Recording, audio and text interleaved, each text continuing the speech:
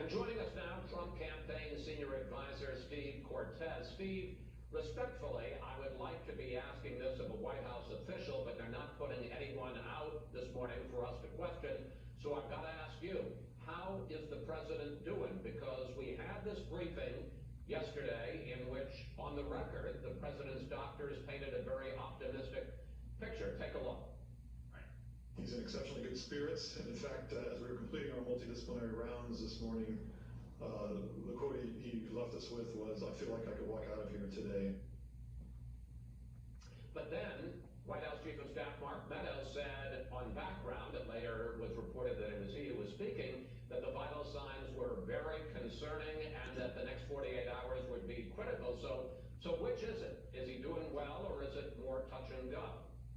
No, I can tell you, Chris, that he's doing well, and I'm not going to get into the intrigue of what was on background or on the record or not. What I know is this. We spoke to the president yesterday, we meaning senior campaign staff, via telephone. He was as upbeat and assertive as he's ever been. And then we also know what the rest of the world saw, which was that terrific video of Donald Trump, the fighter, speaking directly to the American people extemporaneously for 4 minutes, looking good, sounding good, and of course, most importantly of all, we know what his doctor said, which is that his progress has been incredible. So this president is going to recover. We are highly confident of that. And again, he's a fighter in every sense of the word, and he's doing really well.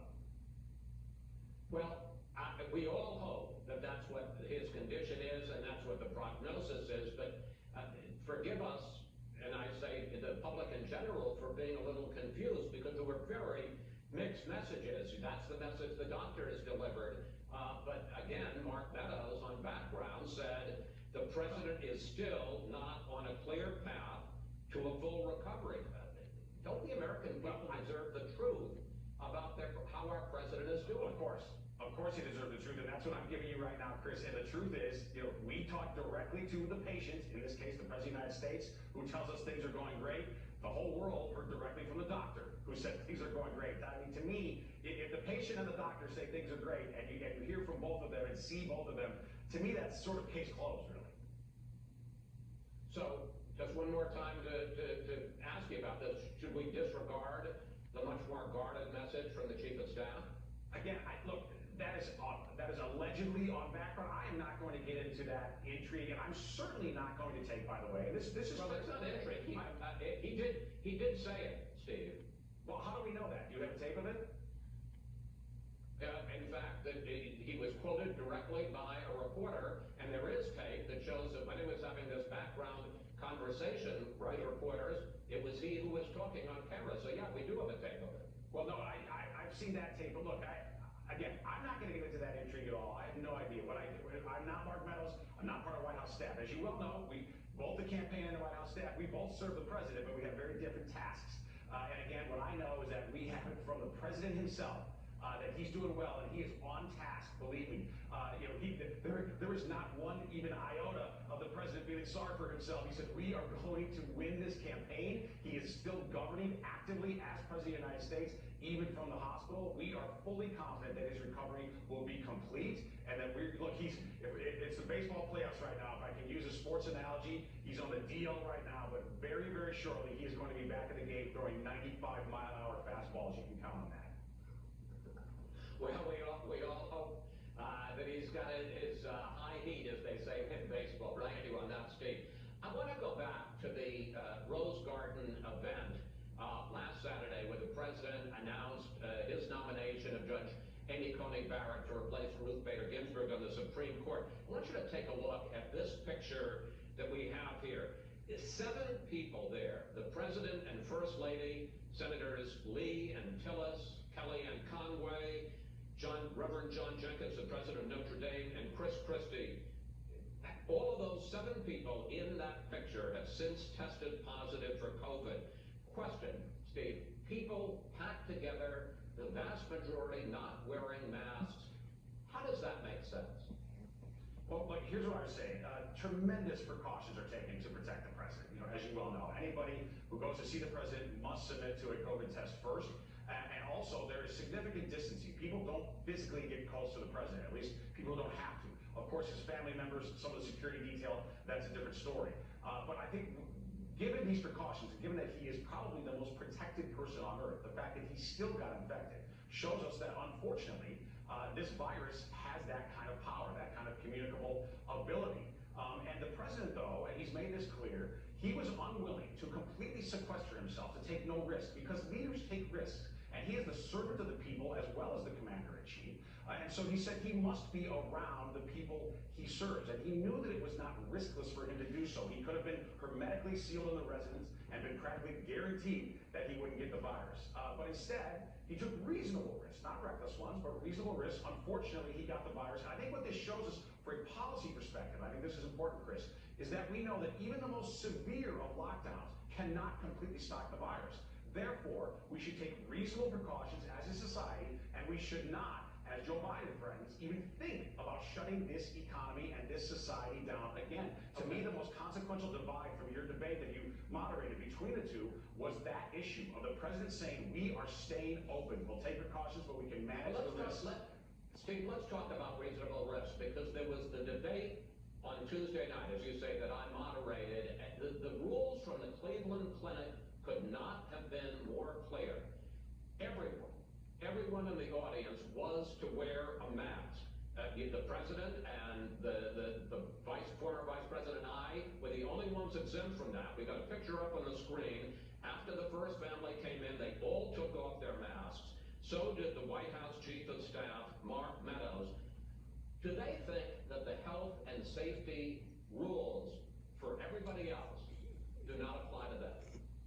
No, that's not the reality. Look, everybody was tested before that event, as you well know. Those of us who went first were tested by Cleveland Clinic directly. Everybody who gets on Air Force One for any trip on Air Force One is tested before they get on. Steve, it doesn't matter. Steve, it doesn't matter. Everybody that was in that room was tested. Steve, everybody that was in that room was tested. And the Cleveland Clinic's regulation was it didn't matter. Everybody, except for the three of us on the stage, was to wear a mask. And people from the Cleveland Clinic came over and offered the first family masks, thinking maybe they didn't have them. They were waved away, and the Commission on Presidential Debates has issued a statement saying, from now on, if you don't wear a mask, you're going to be escorted from the hall. So forget this question of being tested beforehand. Everybody was tested beforehand. But no, I'm going to finish my question. Everybody was told to wear a mask. Why did the first family and the Chief of Staff feel that the rules for everybody else didn't apply to them? Chris, we believe that masks are very useful. The president has worn them on many occasions, including visiting the hospital where he's now a patient. When he was visiting as commander-in-chief as a guest to visit soldiers there, he wore a mask. So we believe in masks. We also believe in some element of individual choice. People were distanced and they had been tested. Both of those things were true in that election. They weren't distanced, and there were rules, and there was no freedom of choice. They broke the rules. I was there like you were, and they were distanced. Why did they break the rules together?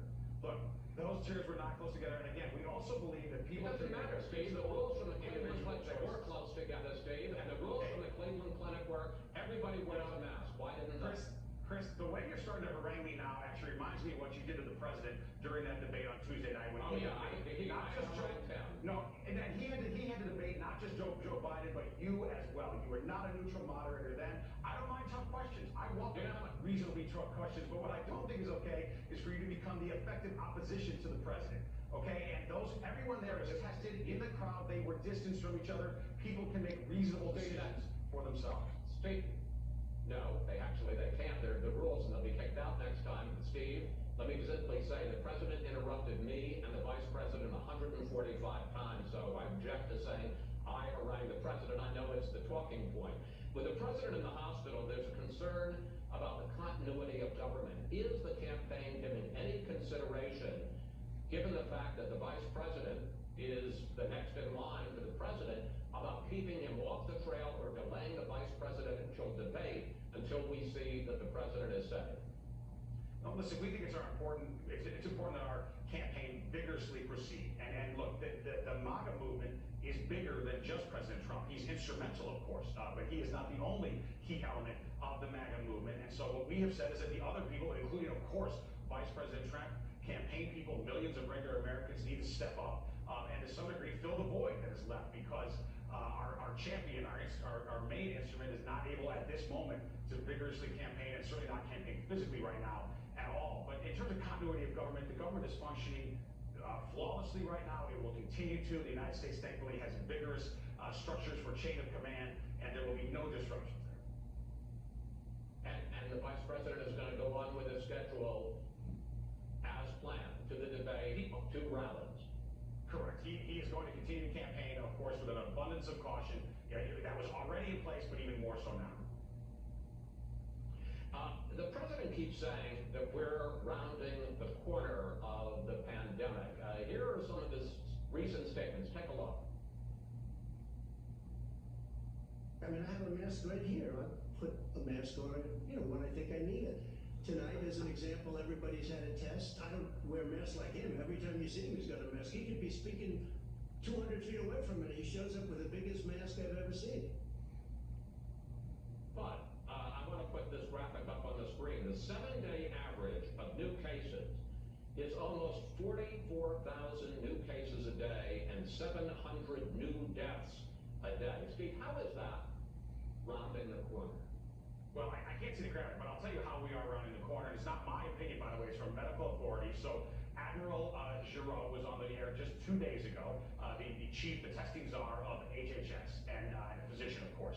And he pointed out that off of the July 2nd spike highs, how much better we're doing nationally. We're down 50% in hospitalizations, down 60% in ICU patients, and down 34% in deaths. Now, nobody's signaling the all clear, but all of those statistics that I just noted tell us that we absolutely are rounding the corner as a country. And by the way, not just on the virus, but also economically. We're more than rounding the corner. We're actually exploding higher economically, and they're very much related, those two phenomena, of course. And part of the reason why President Trump needs to and will recover quickly is because he needs to also get back to leading the greatest economic recovery in American history, and that is tied to our trend toward health.